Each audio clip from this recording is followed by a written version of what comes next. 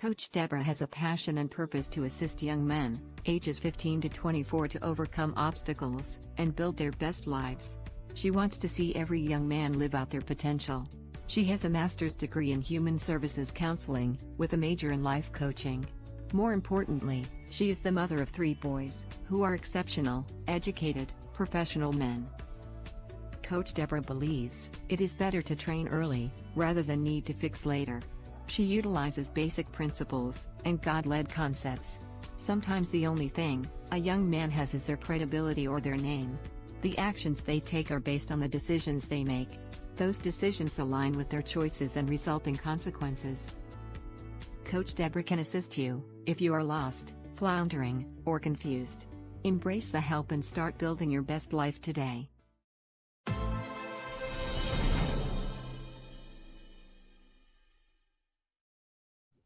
Good evening and welcome to Build Your Best Life. I am excited today.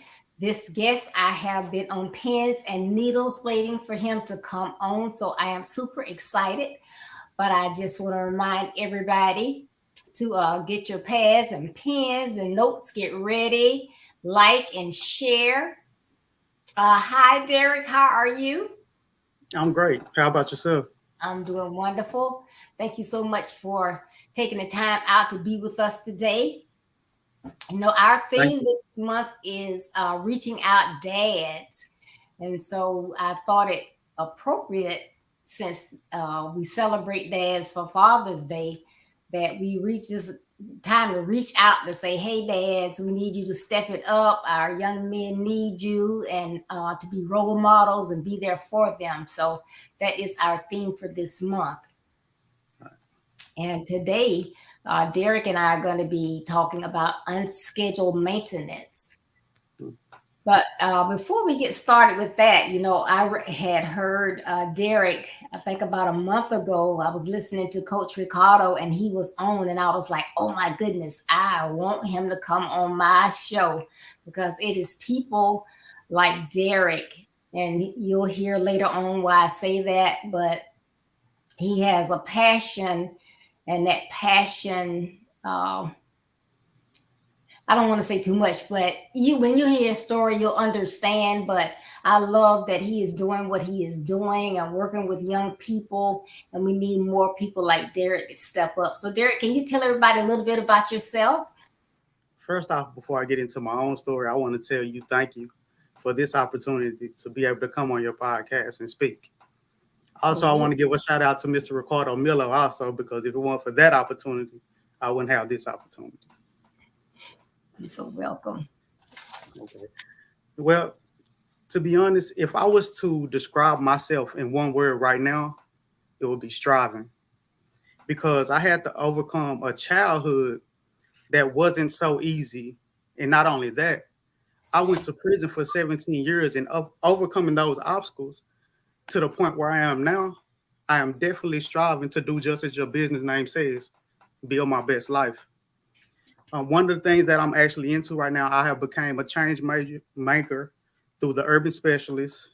I'm currently building a nonprofit organization with my high school basketball coach, and I'm going to go back into schools and speak to those children and hopefully inspire them to do and be better than what they've been doing. Great. And I love that word striving, because that's what we all should be doing. None of us have arrived. So we are daily should be working on ourselves to get better and better and better. So I love that word. Well, you know, fathers come in all varieties. We have fathers that are extremely young. We have some that are young adults. We have middle age. We have older dads that, you know, they started all over again. We have dads that are athletic. We have dads that are tech-driven. We have professionals. We have dads that are hands-on. We have dads that they don't want to be involved at all. That, you know, as long as the moms and the nannies can handle it, they're good. We have dads that are introverts. We have extroverts. We have dads that believe that you should not show any emotions. And then we do have those dads that say, hey, an emotion is just a feeling. So Deric, do you believe that we can treat everyone the same, or is it more important to meet people even one's child where they are? That is actually a very good question.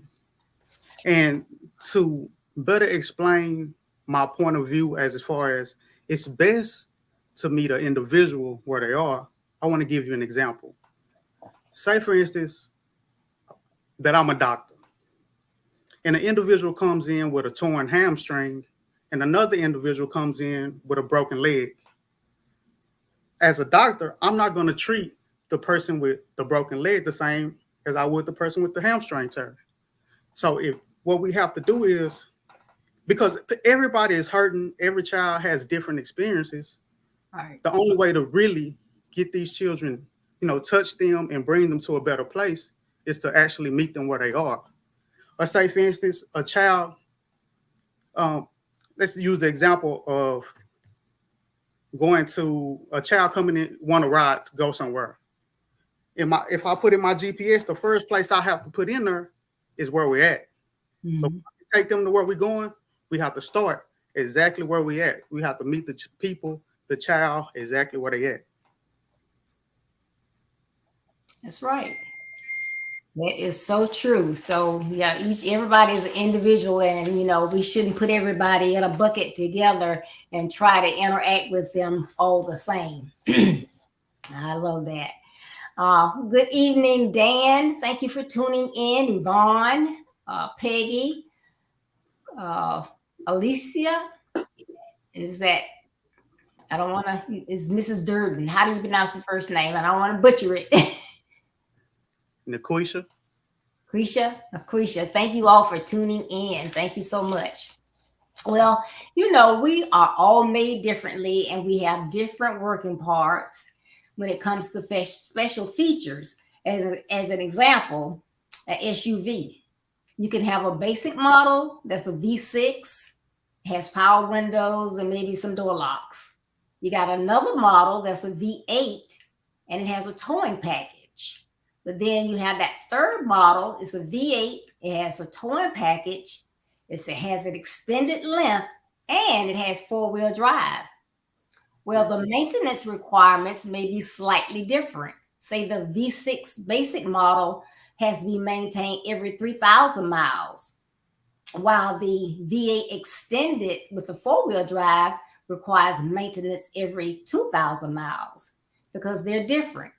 And if you don't get those maintenances done when they require you to, when you get ready for something happens and you go in there and say, well, my vehicle is under warranty, they're going to say, well, you didn't take care of the maintenance, so it's not going to be covered.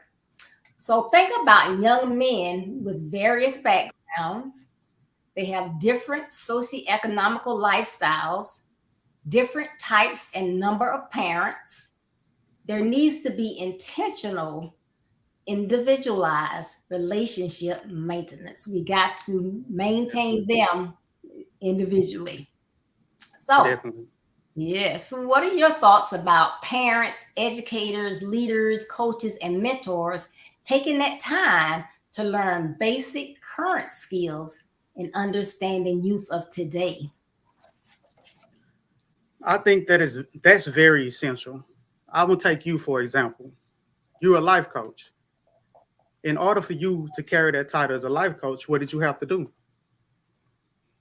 Oh, I had to go to school, get certified. I had to take classes to understand how people work, how they understand, how they feel when you talk to them a certain type of way. So I had to learn everything about people and how they're different and how different situations impact them.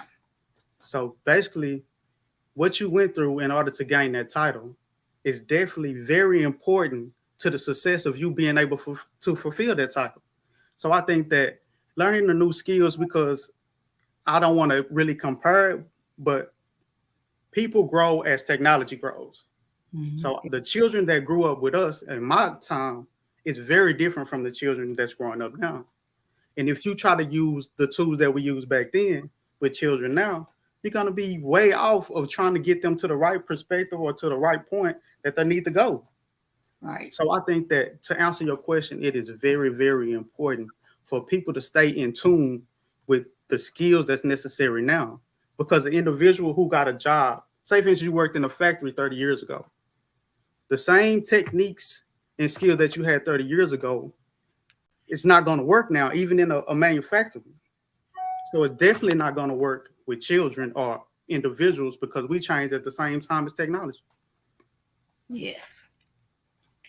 Yes, and technology, we know that that's changing every day. So, not even only technology, but other things are changing as well. So it's like, I was asking my son one day, I forgot the topic I was going to be talking about. And I asked him about, what would you say if I want to talk about somebody's clothes? He's like, well, Mom, this is what you would say, but don't you say that because you're not going to sound right. Right. So, those things change. I can't keep up with it sometimes, but, it's all different. Yes. There's like technology, the language, the lingo, everything changes as we continue to go on with life. That's right. Yes. So, everyone doesn't have someone who is looking out for their best interests. Others have people who try to teach them life skills, spiritual knowledge, and have crucial conversations to assist them in building their best lives. However, they may decide, I don't want to hear it. That's not for me. You trying to talk to me. You don't know me. I'm not hearing it. You don't know what you're talking about. A lot of them will think because you're older, you haven't experienced what I've experienced. So, why are you trying to tell me? So I'm just going to hang with my peers and do me. So, everyone does not follow the teaching that they have or what they know is right. They prefer to fit in with the crowd. That's the thing. I don't want to stand out. I want to fit in with the crowd. So can you take this time, Deric, and tell us your story? First, can I ask you a question? Sure. Where did you read my life story at? Because what you just explained is exactly how I looked at life when I was 16, 17, 18 years old. Wow. I just felt like I just knew what I was doing. I felt like I had everything under control. But behold, the truth finally came. My senior year, I was the star quarterback and star point guard for my high school. But because of my anger issues, I got into it with both the head coach of my basketball team and the head coach of my football team, and they both kicked me off the team. So as talented as I was, my talents didn't override the character defects that I had. Mm-hmm. And so going through life, I continued to have negative reactions because of my emotional baggage that I was carrying. And lo and behold, not even a year or two after graduating high school, I catch a murder case. That led me to spending 17 long, hard years in prison. And even when I first entered prison, I had an authority complex. I didn't really get along with the correctional officers. I felt like they had no ability to tell me what I should and should not be doing. What gives you the authority just because you got a different uniform than I do to tell me what I'm supposed to be doing? But later on, as time went on, it clicked for me. Now, what really had to happen was I had to take responsibility for what I was doing. And how I actually got to prison was I actually started hanging with individuals who were doing things that were not productive. Mm. And so it's not their fault. As I said, I had to take responsibility. I was hanging out with them because I felt invalid within myself. Because I was popular and everybody liked me, but still there was a void inside of me that I just continually just wanted to be accepted because I felt like I had been neglected most of my life. And so sometimes we connect to individuals or things just for the connection within itself, to feel that affection, to get that attention when it's not necessarily the best thing for us. And so when I got that advice, are you hanging with the wrong people? Oh no, those are my friends. Those are my boys. We're gonna ride, and then get to the time where I catch my case. Some of those same individuals got on the stand and told on me. But those are my boys. Them the ones I was gonna ride for. All right. And so if I had any word to any young man who might see this, listen to the advice.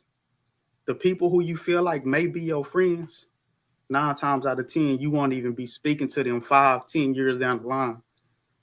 So be careful who you choose to be around and listen to the advice that the older people give you. That's right. So y'all heard it. I would say straight from the horse's mouth, but you can hear things and you might not believe them, but Deric is telling you facts that he has lived.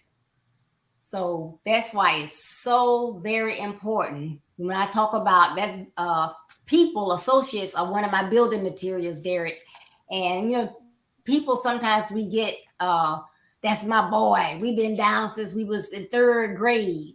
But sometimes it's okay to say, you know what? Yeah, we've been down since 3rd grade, but I'm trying to go somewhere and be somebody. I'm gonna let him hang with those other people that we hung with when we were in 3rd grade. I want to do something different. Right. So it's okay to, because the Bible even tells us there's a season for everything, and God sends people in our lives for a season, a reason, and then some for a lifetime. So if they serve that season, bye. You can pray for them, but bye. I definitely agree. Okay. Thank you, Yvonne. She says, awesome testimony. Listen to the advice, people. And who is what's up, Boone? Is that your nickname? Yeah. And he had another comment about you were a great teammate. Oh yeah. Yeah. I still get compliments from people who I played with back then. Even though, like I had an interview with a young guy that I grew up with. I taught him a lot about basketball, so I still get a lot of compliments. But like I continuously say, your talents will not overshadow your character. When you have character defects, it don't matter how good you are. You have people who make it to the NBA or NFL, make all this money because they're so talented, and then they make bad decisions that cost them everything that they worked so hard for. So I always remember, it's not all about your talent. Make sure you get your character in check also. Yes. But thank you for being so transparent, because, like I said, what you said is going to help somebody. And if it only helps one person this week or next month, that is one person that, is worth saving. I agree. Yes. So what are maybe 3 or however many suggestions you would give to parents or guardians to regularly help them to maintain that cohesive relationship with their young people? The first thing I would say is spend quality time with your children. When I say quality time, I don't mean that y'all sitting in the same house or that y'all just in the same proximity. I mean actually engaging with them, actually connecting, spending time, opening yourself up. Because one thing I've learned is if you don't connect to a person, they won't let you, guide them. They need you need to tap into their heart before they'll let you grab their hand. So that connection, getting into, just breaking those barriers down just with just quality time. That's the main thing. Second, I would say communication, open communication, because sometimes as parents, we always want to give advice. Sometimes it's good for us to listen because children want to feel like they're heard also. Children, they go through things that we sometimes don't realize. And sometimes they hold it in because they don't feel like they're able to really communicate on a level as intimate as they feel like they should be able to with their parents without being judged, without having to feel guilty, without facing some type of discipline. And that causes them to hold on to their baggage, hold on to what they're going through, and they trying to figure it out on their own. So if you open up the communication, you build a bridge for them to come to you, especially in those hard times, because if you don't teach them, somebody else will. That's right. The last thing I would say, the third one I would say is engage in activities that they feel are important. Say, for instance, you have a son who is a diehard gamer. Sometimes go in there and play the video game with them. That's a way that you can connect. You might not win, and it's not about winning as far as the game wise. It's about winning with your son or with the individual that you're trying to connect with. And during and just getting into that valuable connection and just stepping into, you're basically just stepping into their lives. So once you step in, then they feel a whole lot more closer to you, more intimate, in order to bridge the gap for other things also.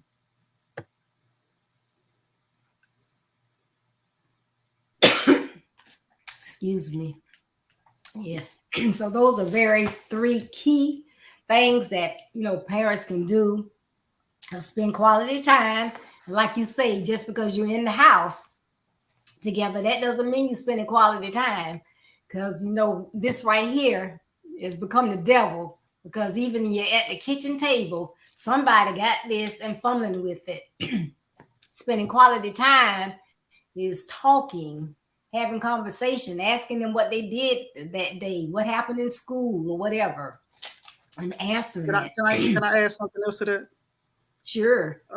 Us as parents, we sometimes force our dreams on our children. We want our children to fulfill the dream that we weren't able to fulfill. And that's one thing that we definitely have to do. We have to, instead of trying to force our dreams on our children, we have to guide and encourage our children in their own dreams, help them fulfill the purpose or goals that they have for themselves. I think that's another very key ingredient to actually building a successful relationship with our children. Yes, that's right. A lot of parents would do that. They, like you said, well, I wanted to play football, but I didn't have it to go all the way. Then they have that son. It's like, yes. And they just pound them, make them practice, get on all these teams. And they don't want, that's not something they want to do, And it's frustrating to the child. A lot of them will go ahead and do it because, I want to please my dad. It makes him proud, but it frustrates them. It can cause mental health issues, and they may want to do something else, but we don't even sit down and say, hey, what's your passion? What do you like to do? You just push them. Right. And we push them off the edge. Right. So we put pressure on them that they really don't deserve, on top of the stuff that they're already going through. Yes.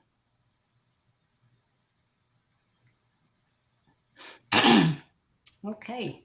So please provide your closing thoughts, giving us maybe 5 tips or however many tips you have on young men who want to overcome obstacles, because you definitely overcame an obstacle and build and give their best lives, because maybe you'll tell them at the end some of the things that you're doing to assist people. Okay. I think that in order to get to the point where you're building your best life, there are some very key things that you have to do. And the first thing is confront your past. A lot of us, we have been through some traumatic situations, and we try to continue to move forward without going back and confronting those past issues. If we don't release that baggage, go back and delve into it, we'll never be able to get over it. So going back and actually going into introspection about those things, let's think about why did it happen, or how did it happen, and how can we get past those things. So I think that the first key thing is actually going back and just going introspective into our past. And the second thing is, once we do that, we can't take everything personal. Everything that somebody did to us, say for instance, our mom wasn't there for us, or our father did this, or this situation happened.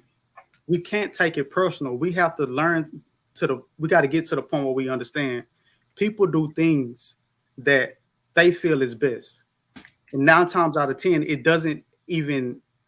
it's not our fault.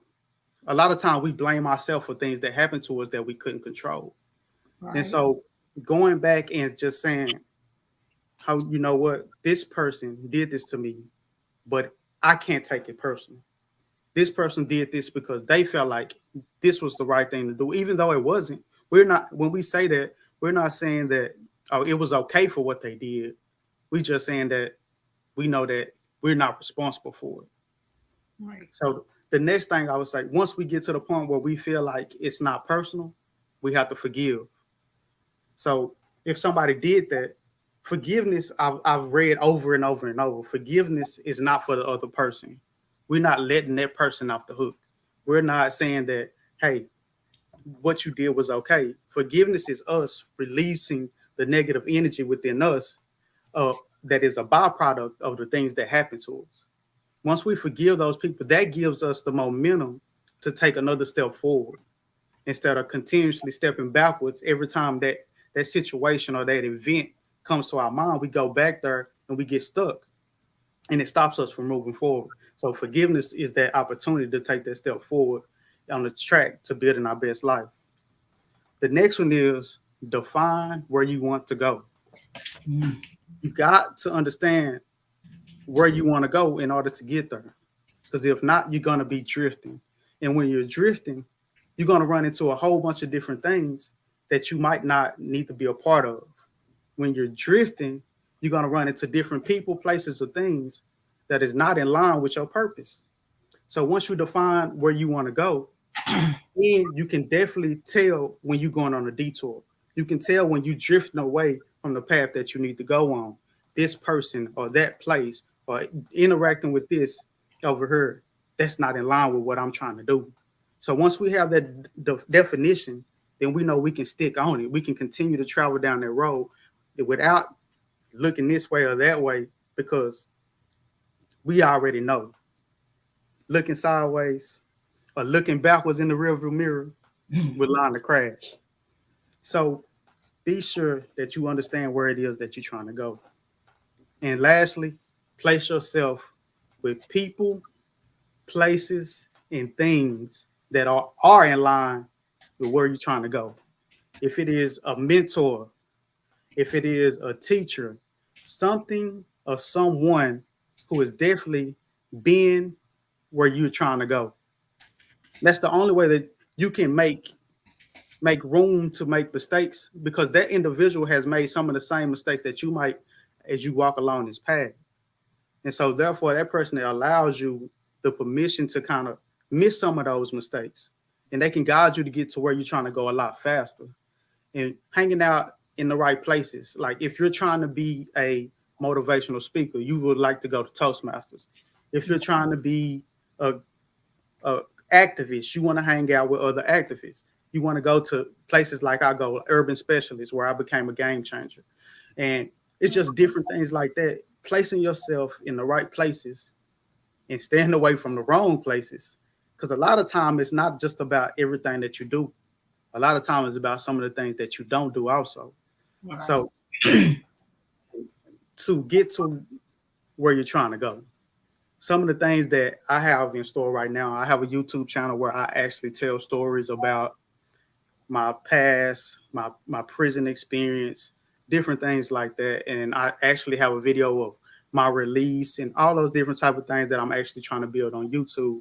As I've just previously said, I am a part of the Urban Specialist Change Makers, where I go out into the community with other change makers at events and giveaways and give backs and pour into the community. And I'm also right now partnering with my high school basketball coach to start a nonprofit organization where he's using his connections from being an educator for 20 years to allow me the opportunity to go back into schools and speak to those children and teach those life lessons and leadership in order to help them build a better life. That's awesome. Thank you so much for those tips. Those are some great tips. If you missed any part of this broadcast, you need to go back and watch it in its entirety on YouTube or Facebook, and they will always be up.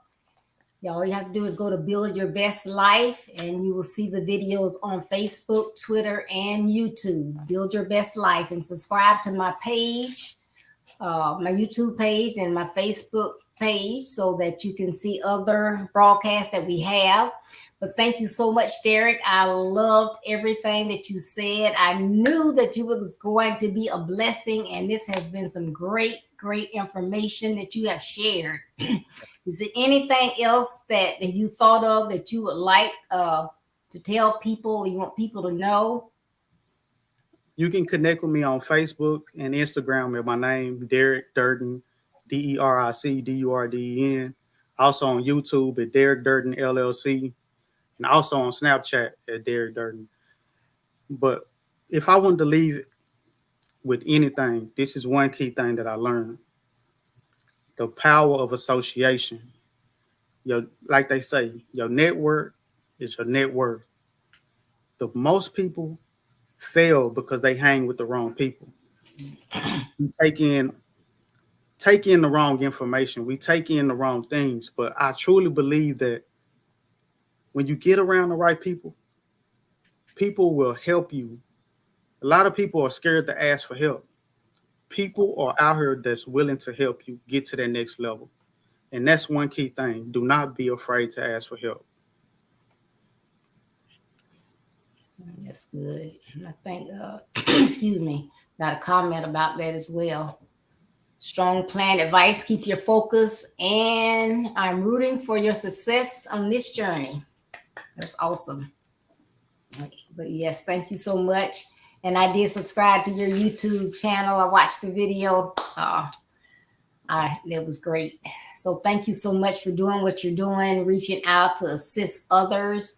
I know some of you joined late, so see Miss Carter on, and was it Kibo and Dan Smith, Yvonne Whitfield. Thank you all for tuning in. We really enjoyed you being here on this broadcast. Tune in Thursday at 6:30 p.m. Eastern Standard Time for our coffee chat. We have coffee chat every second Thursday of the month. And this week, we're going to be talking about strong boy, strong man. You don't want to miss that. So please tune in. And please visit my website at www.buildyourbestlife.org. It's www.buildyourbestlife.org. On there, you can read the blog that comes out each Monday. You can also go to the products that I offer, which is coaching, consultations, speaking, webinar speaking, and you can get an autographed copy of my book, Build Your Best Life. It's about your life, your actions, and your credibility, overcoming obstacles to build your best life. So it's kind of like right along with what Deric is talking about. And you can get your autographed copy from my website. And if you like the Kindle version, you can go to Amazon.com for that. Also on my website, you can see our calendar of events. We have 4 major events each year. And we're getting ready next week for our second event. And I want to show you a quick video, if I stop doing that, a quick video of our men and boys conference that starts on Monday of next week and runs through Thursday.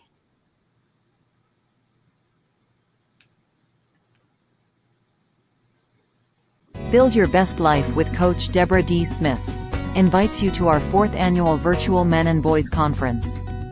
The virtual event is Monday, June 12th through Thursday, June 15th at 6:30 p.m. Eastern Standard Time, each night on Facebook and YouTube. This year's theme is How Men Reach Their Sons. Special guests include Monday, Ricardo Miller Jr., Tuesday, Courtney Bell Jr., Wednesday, Pastor Herb Ford, and Thursday, Pastor and Coach Ricardo Miller. We are excited to have the perspective of different generations.